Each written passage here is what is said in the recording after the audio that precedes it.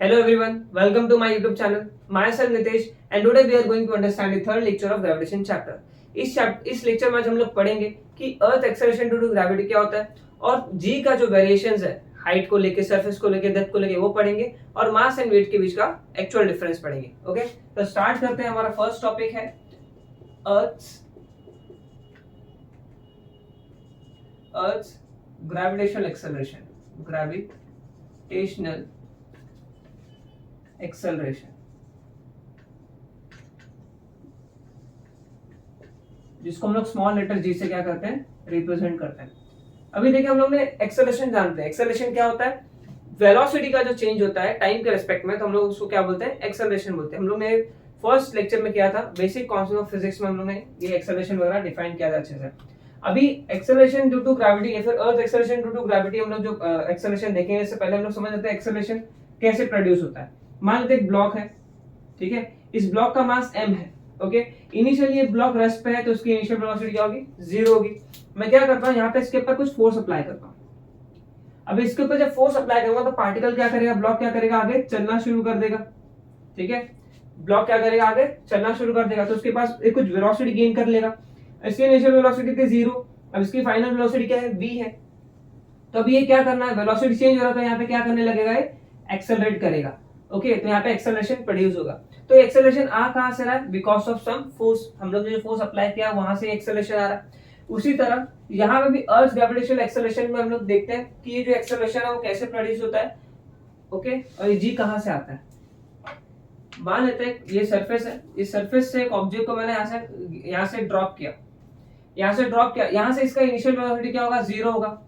जब मैं इसको वहां पे ड्रॉप करूंगा तो इनिशियली इसका वेलोसिटी क्या होगा, 0 होगा. जैसे जैसे वो नीचे आएगा उसकी वेलोसिटी क्या होगी, कंटिन्यू इंक्रीज होती रहेगी. ओके, ये नीचे क्यों आ रहा है, because of gravitational force. Gravitational force को क्या कर रहा है, नीचे अपनी तरफ पुल कर रहा है. मतलब ये नीचे आएगा तो कंटिन्यू इसकी वेलोसिटी क्या होती रहेगी, इंक्रीज होती रहेगी. कैसे, क्योंकि जैसे जैसे वो नीचे आएगा उसका डिस्टेंस क्या होगा, अर्थ के सरफेस से कंपेयर में क्या होगा, कम होता रहेगा. और डिस्टेंस कम होता है तो फोर्स बढ़ता है, ग्रेविटेशनल फोर्स बढ़ता है. हम लोग ने लास्ट सेक्शन में पढ़ा था. मतलब यहाँ पे इसकी वेलोसिटी क्या होगी, और कुछ और होगी, यहाँ पे कुछ और, मतलब कंटिन्यू नीचे आएगा तो वेलोसिटी क्या होगा, इंक्रीज होता रहेगा. ठीक है, और वेलोसिटी इंक्रीज हो रहा मतलब क्या, वेलोसिटी चेंज हो रहा है. और जब वेलोसिटी चेंज होता है तो हम लोग उसको क्या बोलते हैं, एक्सेलरेशन कर रहा है ऑब्जेक्ट. ठीक है, तो पार्टिकल जब ऊपर से नीचे आता है तो क्या करता है, एक्सेलरेट होता है. ठीक है, ये एक्सेलरेशन क्यों हो रहा है, बिकॉज ऑफ ग्रेविटेशनल फोर्स. ये एक्सेलरेशन क्यों हो रहा है, बिकॉज ऑफ ग्रेविटेशनल फोर्स. इसके लिए यहाँ पे एक स्पेशल हम लोग एक्सेलरेशन बोलते हैं. ग्रेविटेशनल फोर्स के से जो एक्सेलरेशन प्रोड्यूस होता है उसको हम लोग बोलते हैं एक्सेलरेशन ड्यू टू ग्रेविटी या फिर earth gravitational acceleration, which is represented by small letter g. ठीक है, देखिए समझा. तो ये g कहां से आ रहा है, बिकॉज ऑफ ग्रेविटेशनल फोर्स. इसके लिए हम लोग उसको स्पेशली ये एक्सेलरेशन को स्पेशल बोलते हैं. क्या बोलते हैं, अर्थ ग्रेविटेशनल एक्सेलरेशन. अब ये g होता कितना है इसको हम लोग कैलकुलेट करते हैं. g का फॉर्मूला क्या होता है देखते हैं. देखिए, हमको मालूम है फोर्स क्या होता है, ग्रेविटेशनल फोर्स. मास, अगर मान लेते हैं अर्थ का मास क्या है, मान लेते हैं ये ऑब्जेक्ट है, मास, इसका मास क्या है, अर्थ का मास क्या है, कैपिटल M. और यहाँ पे जो ऑब्जेक्ट है जो इसके ऊपर गिरा उसका मास है, स्मॉल है. और इनके बीच का जो डिस्टेंस है वो क्या है, r के इक्वल है. ठीक है, तो ग्रेविटेशनल फोर्स क्या लगेगा, capital M upon r square. ठीक है, capital M small m upon r square. But force का जनरल फॉर्मूला क्या होता है, since we know force is equal to mass into acceleration. यहाँ पे जो एक्सेलरेशन है वो कौन सा स्पेशल एक्सेलरेशन है, क्या है, अर्थ gravitational acceleration which is represented bye g. तो फोर्स की जगह मैं क्या लिख सकता हूँ, mg लिख सकता हूँ. तो mg is equal to gm upon r square. अब यहाँ पे स्मॉल m और स्मॉल m क्या हो जाएंगे, एक दूसरे को कैंसिल कर देंगे. क्या बचेगा, g is equal to gm upon r square. तो ये हमारे पास एक्सेलरेशन ड्यू टू ग्रेविटी का क्या आ गया, फॉर्मूला आ गया. अगर मुझे एक्सेलरेशन ड्यू टू ग्रेविटी का फॉर्मूला आ गया, अगर मैं यहाँ से इसका वैल्यू निकालूं तो मुझे मिल जाएगा. कैसे, g की वैल्यूज पुट कर सकता हूं, मास ऑफ अर्थ की वैल्यू पुट कर सकता हूं, रेडियस ऑफ अर्थ. ओके, तो सेंटर से इसका जो रेडियस होगा.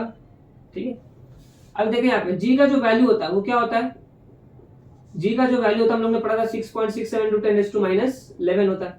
मास ऑफ अर्थ कितना होता है, 6 × 10⁻24 kg होता है, whole divided by radius of earth क्या है, रेडियस ऑफ अर्थ होता है 6.4 × 10⁻6 मीटर और उसका होल स्क्वायर.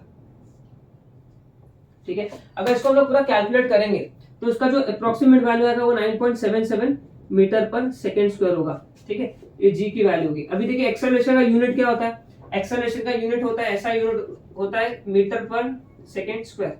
तो जी का भी ऐसा यूनिट क्या होगा, सेम। मतलब दोनों भी क्या एक्सेलरेशन है, तो एक्सेलरेशन का यूनिट और जी का यूनिट क्या होगा, दोनों का सेम होगा। लेकिन हम लोग न्यूमेरिकल पर्पस के लिए हम लोग क्या लेते हैं, जी का वैल्यू अप्रोक्सीमेटली 9.8 मीटर पर second square.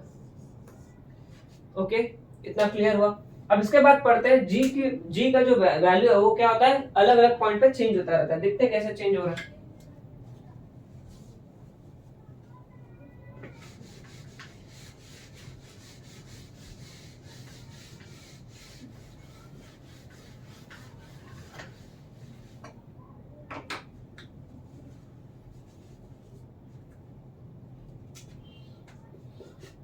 variation in value of small g। जी की वैल्यू कैसे कैसे चेंज होती है देखते हैं। पहला जो पॉइंट है इसमें वेरिएशन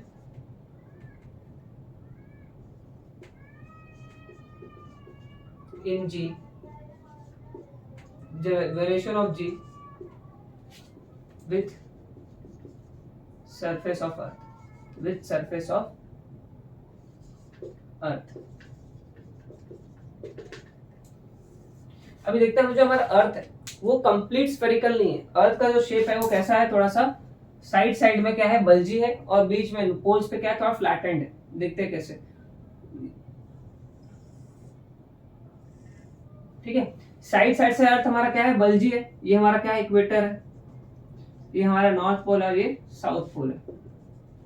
तो पोल्स पे क्या है, थोड़ा दबा हुआ है, और साइड साइड से थोड़ा बल्जी है, फूला हुआ। ठीक है, तो जो सेंटर से जो इक्वेटर तक का जो डिस्टेंस है, रेडियस जो है वो अप्रोक्सीमेटली क्या होता है, 6400 किलोमीटर। और यहाँ पे थोड़ा सा कम होता है, 6400 माइनस 21 अप्रोक्सीमेट इतना किलोमीटर होता है। ओके, तो यहाँ पे डिस्टेंस कम है, यहाँ पे डिस्टेंस ज्यादा है। और हम लोग ने जी का फॉर्मूला क्या पढ़ा था, g is equal to capital G M upon r square. और देखिए आर और जी के बीच में कैसा रिलेशन है, इनवर्सली प्रोपोर्शनल का रिलेशन है। मतलब अगर आर बढ़ेगा तो जी क्या हो जाएगा, कम हो जाएगा। अगर आर कम होगा तो जी क्या होगा, बढ़ेगा। तो यहाँ पे देखो, यहाँ पे आर का वैल्यू सबसे ज्यादा है। यहाँ पे आर का वैल्यू क्या है, सबसे ज्यादा है। देखो यहाँ पे सबसे ज्यादा, तो यहाँ पे जी का वैल्यू क्या होगा, कम होगा। यहाँ पे कितना होता है जी का वैल्यू, 9.78 मीटर पर सेकेंड स्क्वायर। ठीक है, यहाँ पे आर का वैल्यू क्या है, इसके कंपेयर में कम है। तो यहाँ पे जी का वैल्यू, आर का वैल्यू कम है तो जी का वैल्यू क्या होगा, ज्यादा होगा, विच इज 9.832 मीटर पर सेकेंड स्क्वायर। ठीक है, तो सरफेस पे, अर्थ के सरफेस पे देखो कैसे चेंज हो रहा है वैल्यू। मतलब हम लोग जैसे जैसे अर्थ के अलग अलग पॉइंट्स पे जाएंगे तो जी का वैल्यू क्या होता है दिखेगा, हमको चेंज होता हुआ दिखेगा। ठीक है, तो इसके लिए हम लोग बोलते हैं variation of g with respect to surface of earth. Second आता है इसमें variation of g with height, with height. अब देखते हैं यहाँ पे मान लेते अर्थ है, ये अर्थ है, ये अर्थ का रेडियस, और यहाँ पे कोई ऑब्जेक्ट है कुछ हाइट पे, ये कुछ हाइट पे ऑब्जेक्ट है। ठीक है, मतलब हाइट ज्यादा होगा तो डिस्टेंस बढ़ता जाएगा। रेडियस मतलब ये आर क्या हो रहा है, एट द सेम टाइम क्या हो रहा है, आर क्या हो रहा है, टोटल आर क्या हो रहा है, बढ़ रहा है। इन दोनों के बीच का टोटल डिस्टेंस आर क्या हो रहा है, बढ़ रहा है। ऑब्जेक्ट जितना ज्यादा ऊपर जाएगा आर की वैल्यू उतनी बढ़ती जाएगी, और आर की वैल्यू जितनी बड़ी होगी इतना जी की वैल्यू क्या होगी, डिक्रीज होती रहेगी। समझ में आ रहा है, ये क्या इनवर्सली प्रोपोर्शनल का रिलेशन है। तो रेडियस मतलब ऑब्जेक्ट जितना सरफेस से जितना ऊपर जाएगा उतना आर की वैल्यू इंक्रीज होती रहेगी। At the same time r की वैल्यू इंक्रीज होगी तो जी की वैल्यू क्या होगी, डिक्रीज होगी। जैसे मान लेते हैं कि अगर अर्थ के सरफेस पे, अगर सरफेस पे हम लोग देखें एट सरफेस पे कोई ऑब्जेक्ट, तो वहां पे जी की वैल्यू क्या आ गई, अप्रोक्सीमेटली 9.8 मीटर पर सेकेंड स्क्वायर। अभी हमारे पास हमारे अर्थ पे सबसे बड़ा जो माउंटेन है, टॉलेस्ट माउंटेन है, वो है माउंट एवरेस्ट। माउंट एवरेस्ट की जो अप्रोक्सीमेट हाइट है वो क्या है, 9 किलोमीटर। 9 किलोमीटर क्या है अप्रोक्सीमेट हाइट। अगर आप वहां पे भी चले जाएंगे, टॉप पे भी चले जाएंगे, तो वहां पे जी की वैल्यू क्या मिलेगी मुझे, 9.8 मीटर पर सेकेंड स्क्वायर ही मिलेगी, वहां पे कोई चेंजेस नहीं मिलेगा। अभी हम लोग ने जो हॉट बलून्स होते हैं, मैनमेड हॉट बलून्स होते हैं, अगर उस जो सबसे आज तक सबसे हाईएस्ट डिस्टेंस पे गया है, हाइट पे गया है, उसकी हाइट थी लगभग 37,000 किलोमीटर, 37 किलोमीटर। तो इतने ज्यादा हाइट पे जाने के बाद भी जो जी की वैल्यू है उसमें थोड़ा सा फर्क आता है, 9.7 समथिंग, एक सेकेंड, 9.77 मीटर पर सेकेंड स्क्वायर। अभी इसके ऊपर जो हमारा ये कम्युनिकेशन वेदर सैटेलाइट है, 400 किलोमीटर के ऊपर हमारा जो वेदर सैटेलाइट है वो क्या करता है, अर्थ के अराउंड रिवॉल्यूशन करता है 400 किलोमीटर पे। ओके, तो यहाँ पे जो जी की वैल्यू में वेरिएशन दिखता है, हाइट बहुत ज्यादा है, 400 किलोमीटर का हाइट है, तो जी की वैल्यू क्या हो जाएगी, बहुत कम हो जाएगी, और कितनी हो जाएगी, लगभग 8.7 मीटर पर सेकेंड स्क्वायर। ओके, अभी इसके बाद 35,000 किलोमीटर 35,700 किलोमीटर के डिस्टेंस पे हमारा कम्युनिकेशन सैटेलाइट घूमता है। हमारा वहां पे कम्युनिकेशन सैटेलाइट, जो हम लोग कम्युनिकेशन फोन वगैरह टेलीफोनिक कम्युनिकेशन जो भी है, वो सैटेलाइट वहां पे घूमता है। वहां की जी पे वहां पे जो जी की वैल्यू होती है अप्रोक्सीमेटली 0.225 मीटर पर सेकेंड हो जाती है, second square, which is very close to zero.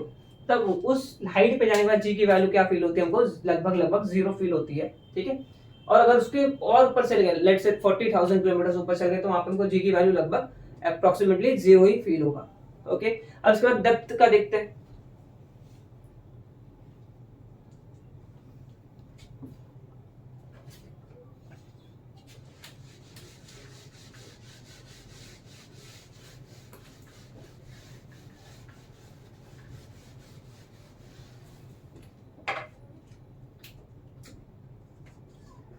Variation of G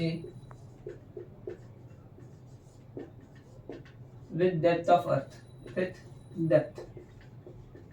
okay, अब देखते हैं हमारा अर्थ है। ठीक है, अर्थ के सरफेस पे जी का वैल्यू कितना होता है, 9.8 मीटर पर सेकेंड स्क्वायर। ठीक है, हमारे पास जी का फॉर्मूला क्या है, g is equal to capital G M upon r square. अगर रेडियस कम होगा तो डिस्टेंस, तो अगर रेडियस कम होगा, डिस्टेंस कम होगा, तो क्या होगा, जी का वैल्यू इंक्रीज होगा। मान लेते हैं मैं अर्थ के अंदर एक होल करके उसका खंडा करके यहाँ पे आ गया। ठीक है, अब यहाँ पे सेंटर है वो मान लेते हैं। ठीक है, इस पॉइंट पर आने के बाद क्या होगा, रेडियस क्या हो गया, डिक्रीज हो गया, रेडियस क्या होगा, डिक्रीज हो गया, तो जी का वैल्यू क्या होना चाहिए, बढ़ना चाहिए। करेक्ट है, लेकिन जी का वैल्यू बढ़ता नहीं। ठीक है, रीजन क्या है, रेडियस तो डिक्रीज हो गया, लेकिन एट द सेम टाइम देखिए जो जी है वो मास के ऊपर डायरेक्टली प्रोपोर्शनल है। क्या है, मास ऑफ अर्थ। अगर यहाँ पे आप खड़े हो, तो यहाँ पे जब खड़े रहोगे तो आपके लिए जो अर्थ हो जाएगा वो क्या हो जाएगा, यहाँ से सर्कुलर हो जाएगा, ऐसे अर्थ खाली आपके लिए इतना हो जाएगा। ये वाले जो पोर्शन है, ये जो पोर्शन है, यहाँ पे जो भी सॉइल होगा, जो भी मैटर होगा, उस पे आपका जो भी जी का वैल्यू कोई इफेक्ट नहीं करेगा। समझ में आ रहा है? तो आप जितना अंदर जाओगे तो जी का वैल्यू क्या होता रहेगा, डिक्रीज होता रहेगा। यहाँ पे इंक्रीज होने की वजह क्या होगा, डिक्रीज। भले रेडियस क्या हो रहा है, डिक्रीज हो रहा है, तो जी का वैल्यू बढ़ना चाहिए, eight the same time mass बहुत ज्यादा डिक्रीज हो रहा है। मास भी डिक्रीज होगा तो क्या होगा, रेडियस, जी का वैल्यू क्या हो जाएगा, डिक्रीज हो जाएगा। क्लियर है? अगर मान लेते मैं इस पॉइंट पे आ गया, तो मेरे लिए अर्थ क्या हो जाएगा, यहाँ पे अर्थ खाली ये हो जाएगा। तो ऊपर के जितने भी ये हैं, ऊपर पे जितने भी मैटर है इसके सराउंडिंग में, ये इसके लिए कोई भी काम के नहीं होंगे, जी के वैल्यू पे कोई इफेक्ट नहीं डालेंगे। यहाँ पे रेडियस बहुत कम होगा, रेडियस बहुत कम होगा, लेकिन रेडियस बहुत कम होने का कुछ फायदा नहीं, क्योंकि क्या होगा, मास भी बहुत कम हो जाएगा। मास देखिए बहुत ज्यादा रिड्यूस होगा, और मास बहुत ज्यादा रिड्यूस हो जाएगा, तो जी का वैल्यू क्या हो जाएगा, दोनों का जो रिजल्ट है, मास डिक्रीज हो रहा है, ये इंक्रीज हो रहा है, रेडियस डिक्रीज हो रहा है, मास भी डिक्रीज हो रहा है, तो क्या होगा, जी के वैल्यू में बहुत ही डिक्रीमेंट दिखेगा, जी का वैल्यू बहुत डिक्रीज होता रहेगा। अगर मैं सेंटर पे आ गया, which is practically not possible, ठीक है, एट सेंटर, यहाँ पे भी आना पॉसिबल नहीं है ऐसे तो देखा जाए तो, ठीक है, लेकिन फिर भी सेंटर पे जी का वैल्यू क्या हो जाएगा, जीरो हो जाएगा। कैसे? क्योंकि सेंटर पे मास क्या हो जाएगा, जीरो। अगर मास जीरो हो गया तो जी का वैल्यू क्या हो जाएगा, जीरो हो जाएगा। ठीक है, तो ये वेरिएशन ऑफ जी था विद रिस्पेक्ट टू डेप्थ। तो जैसे हम लोग अंदर जाते हैं तो हमको लगता है जी का वैल्यू इंक्रीज होना चाहिए, क्योंकि रेडियस डिक्रीज हो रहा है, but at the same time mass भी क्या हो रहा है, डिक्रीज हो रहा है, तो जी का वैल्यू क्या होता है, एट द रिजल्ट जी का वैल्यू क्या होता है, डिक्रीज होता रहता है। क्लियर है? ठीक है,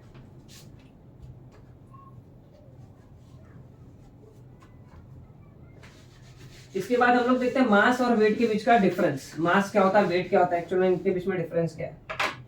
ठीक है, मास, हमको दोनों सिमिलर लगते हैं, बट दोनों सिमिलर है नहीं। ठीक है, ठीक है, मास क्या होता है, मास कहता है किसी भी बॉडी के अंदर अमाउंट ऑफ मैटर कितना प्रेजेंट है, उसको हम लोग क्या बोलते हैं, मास बोलते हैं। ठीक है, amount of matter present in a body, amount of matter present in an body is defined as mass of the body, is defined as mass. Weight क्या होता है? देखिए वेट क्या है, एक्चुअल में एक फोर्स है. कौन सा फोर्स है? Gravitational force. किसी भी ऑब्जेक्ट के ऊपर ग्रेविटेशनल फोर्स कितना एक्ट हो रहा है वो क्या होता है? उसका वेट होता है. तो वेट बेसिकली क्या है? फोर्स है. वेट क्या है? फोर्स है. एक फोर्स कौन सा है? ग्रेविटेशनल फोर्स है. ठीक है. तो किसी बॉडी पे द ग्रेविटेशनल फोर्स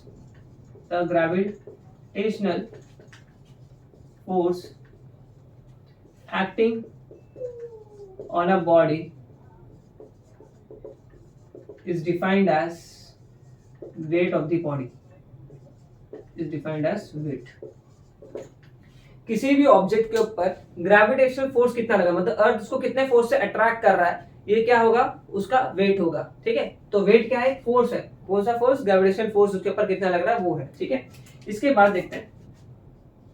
देखिए मास जो होता है ना, always constant. Mass is always constant.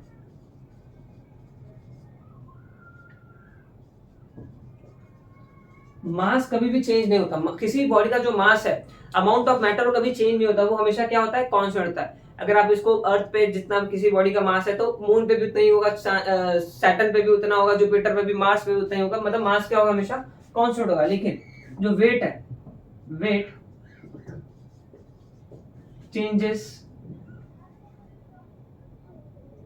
weight is not constant,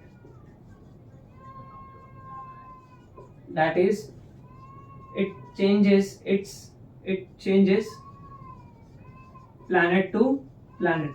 planet to planet क्या होता है? वेट चेंज होता रहता है. ऐसे मान लेते हैं हर एक प्लैनेट का जो ग्रेविटेशनल फोर्स ऑफ अट्रैक्शन है वो क्या है? अलग है. अगर मान लो इस ऑब्जेक्ट का जो मास है, इस ऑब्जेक्ट का जो वेट है, अर्थ पे मान लेते हैं इसका 20 ग्राम्स है, तो मून पे हो जाएगा कुछ 4 ग्राम्स हो जाएगा, मार्स पे कुछ और हो जाएगा. तो मतलब हर एक प्लैनेट का क्या है? और ग्रेविटेशनल फोर्स अलग अलग है, तो वेट भी क्या होगा? हर एक प्लैनेट का उस बॉडी पे अलग अलग एक्ट होगा. तो वेट क्या होता है? कांस्टेंट नहीं होता.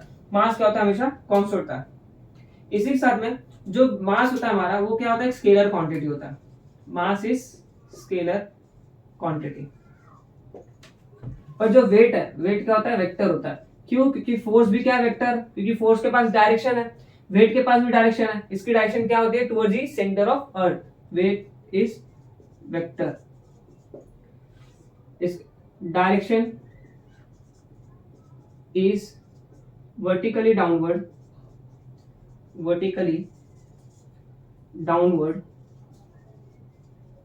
towards the center of earth, towards the center of earth. अर्थ के सेंटर पे क्या होता है? वर्टिकली डाउनवर्ड इसकी डायरेक्शन होती है वेट की. तो वेट क्या हुआ? वेक्टर क्वांटिटी हुआ. ठीक है. वेट भी एक फोर्स है. अगर वेट का मैं फॉर्मूला देखूं, तो वेट का जो फॉर्मूला होता है, जैसे फोर्स का फॉर्मूला क्या होता है? Mass into acceleration. उसी तरह वेट का फॉर्मूला क्या होता है? Mass into acceleration due to gravity. Mass into acceleration due to gravity. इसका यूनिट क्या हो जाएगा? मास का यूनिट क्या होता है? ऐसा यूनिट ऑफ मास क्या होता है? केजी. मास को हम लोग किस में मेजर करते हैं? केजी में. उसी तरह वेट को हम लोग किस में मेजर करते हैं? ऐसा यूनिट क्या होता है वेट का? न्यूटन. वेट का ऐसा यूनिट क्या होता है? न्यूटन होता है. तो ये कुछ डिफरेंस था मास और वेट में. ठीक है. मास क्या होता है? किसी बॉडी के अंदर का एक्चुअल मैटर प्रेजेंट कितना है वो होता है. और वेट क्या होता है? उसी ऑब्जेक्ट, उसी मास के ऊपर कितना ग्रेविटेशनल फोर्स एक्ट कर रहा है, उसको हम लोग क्या बोलते हैं? वेट बोलते हैं. ठीक है. वेट भी क्या है? Vector quantity. स्केलर क्वांटिटी क्या है? हमारा मास. और इसका याद रखिएगा, जो वेट होता है उसका ऐसा यूनिट क्या होता है? न्यूटन होता है. हम लोग एग्जाम में इसको केजी लिख के आ जाते हैं, बट एक्चुअल क्या है? केजी किसका यूनिट है? मास का यूनिट है. ठीक है. तो कंफ्यूज मत होना. ठीक है. होप सो आपको पूरा लेक्चर समझ में आ गया होगा. Thank you so much for watching.